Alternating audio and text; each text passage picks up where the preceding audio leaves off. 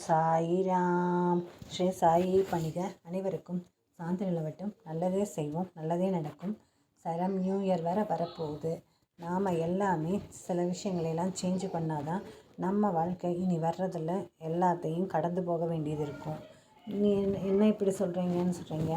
இப்போ பார்த்திங்கன்னா நம்மளோட இதில் நாட்டில் கால சூழ்நிலை இயற்கை சீற்றம்லாம் அதிகமாக இருக்குது. நம்ம இந்த தருணத்தில் எல்லாத்துக்காகவும் வேண்டிப்போம்.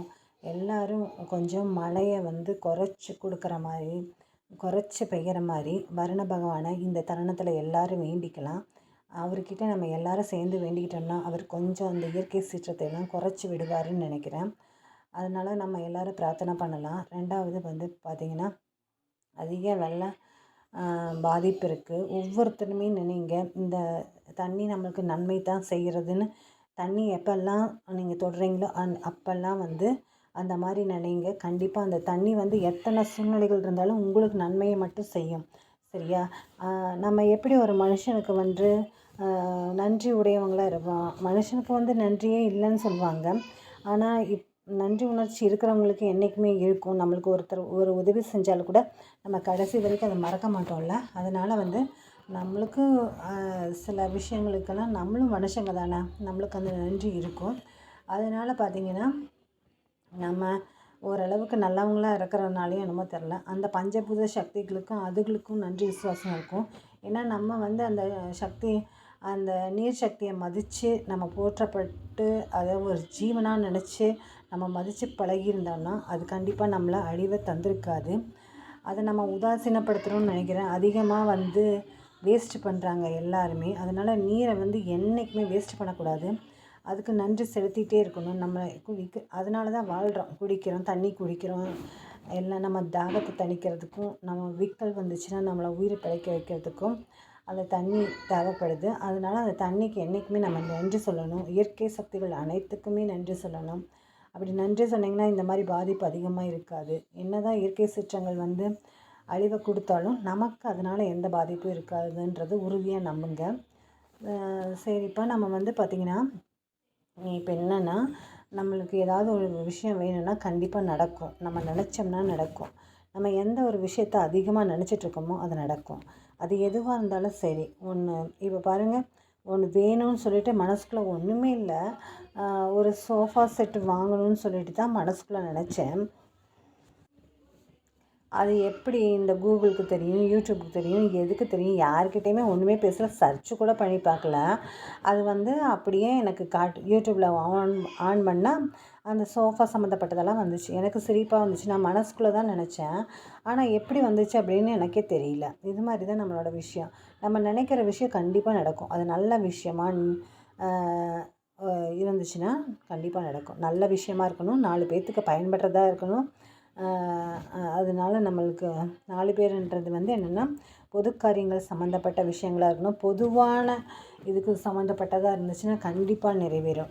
சரியா? நம்மளுக்கு நம்ம நினைக்காதது தான் நடக்காதே ஒழிய, நம்ம நினைக்கிறது கண்டிப்பாக நடக்கும். அதுக்கு பவர் ஜாஸ்தி. ஏன்னா வலுவாக நினைக்கணும், ஸ்ட்ராங்காக நினைக்கணும்.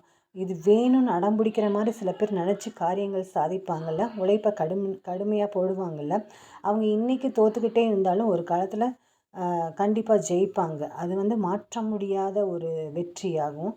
அதனால் பார்த்திங்கன்னா தீவிரமாக எந்த சூழ்நிலை வந்தாலும், எத்தனை தடவை தோல்வி அடைஞ்சாலும், ஒருத்தருக்கு ஒரு துறையில் இன்ட்ரெஸ்ட் வந்துச்சுன்னா அதை கைவிடாமல் தொடர்ந்து முயற்சி பண்ணிவிட்டு முன்னேறிட்டே இருக்கணும். அப்போ கண்டிப்பாக அவங்க ஜெயிப்பாங்க. ஏன்னா ஒரு நல்ல விஷயம் திருப்பி திருப்பி நினைக்கும்போது அதுக்கு சக்தி கொடுக்குது இந்த பிரபஞ்சம். அந்த சக்தியினால் அந்த செயல் வலுவூன்றி மிகப்பெரிய சக்தியாக உருமாறி அது செயல்முறைப்படுத்தப்படுது. அப்போ அது வெற்றிகரமான ஒரு வாழ்க்கையை நோக்கி நம்மளை கூட்டிகிட்டு போகும். அதனால் நம்ம எண்ணங்கள்லாம் நல்லபடியாக ஸ்ட்ராங்காக நினைக்க பழகிக்கணும். அப்போ தான் நாம் ஜெயிக்க முடியும். சரிங்களா? நம்ம எந்த ஒரு விஷயத்தை திருப்பி திருப்பி நினைக்கிறோமோ அந்த விஷயம் கண்டிப்பாக நடக்குன்றதுல மாற்றமே இல்லை.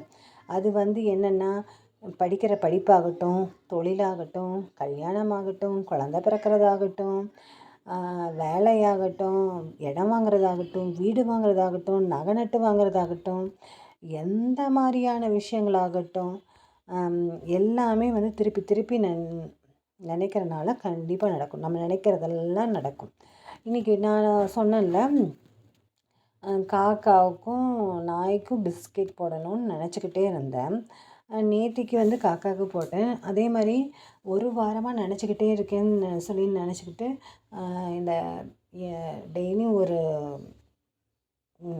நாய்க்கு வந்து பிஸ்கெட் வாங்கி போடணும்னு நினச்சேன். எங்கள் தெருவில் வந்து ரொம்ப நாளுக்கு அப்புறம் பின்னாடி இருக்கிற கடைக்கு போனேன். அங்கே ஒரு நாய் காத்துக்கிட்டே இருந்தது. நான் நினச்சது அந்த நாய்க்கு எப்படி தெரியும், அது காத்துக்கிட்டே இருக்குது அந்நார்த்திக்குன்னா 8 மணி ஆயிடுச்சு, ஒருத்தருமே தெருவில் எழுந்திரிக்கல. எல்லாம் மேகம் கருகுமுன்னு இருக்கனால எல்லாம் படுத்துக்கிட்டு அவ்வளோ வீட்டுக்குள்ளேயே இருக்கு, அவ்வளோ தெரியல. அதுக்கப்புறம் அந்த நாய்க்கு பிஸ்கெட் வாங்கி போட்டுட்டு வந்தேன். சரி காக்காவுக்கு வைக்கணும்னு நினச்சேன்.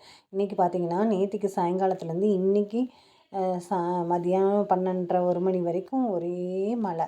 அந்த மழையில் 11 மணி வாக்கில் வந்து பார்த்திங்கன்னா ஒரு காக்கா வந்து அடம் பிடிச்சி கத்துது. இந்நேரத்துக்கு மழைக்குள்ளே போய் என்ன வைக்கிறதுன்ட்டு ஒரு பிஸ்கெட்டை நல்லா பொடியாக்கி செவுத்து மேலே கொண்டு போய் வச்சேன். அந்த காக்கா சாப்பிட்டதும் இல்லாமல் 6 7 காக்கா லைனாக வந்து சாப்பிட்டுச்சு. எனக்கு ஒரே சிரிப்பாக வந்துச்சு. கேட்டு வசூல் பண்ணிட்டு போகுது பாருங்க காக்கா. என்ன ஒரு அற்புதமான ஒரு விஷயம் இல்லை? அதனால் பார்த்திங்கன்னா நம்ம என்ன நினைக்கிறோமோ அது இந்த பிரபஞ்ச சக்திக்கு தெரிஞ்சிடும்.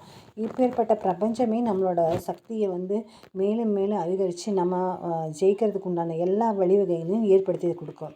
ஆனால் நம்ம நினைக்கிறது வலுவாக நினைக்கணும், ஸ்ட்ராங்காக நினைக்கணும், எண்ணத்தில் மாறாத ஒரு உறுதியோட நினைக்கணும்.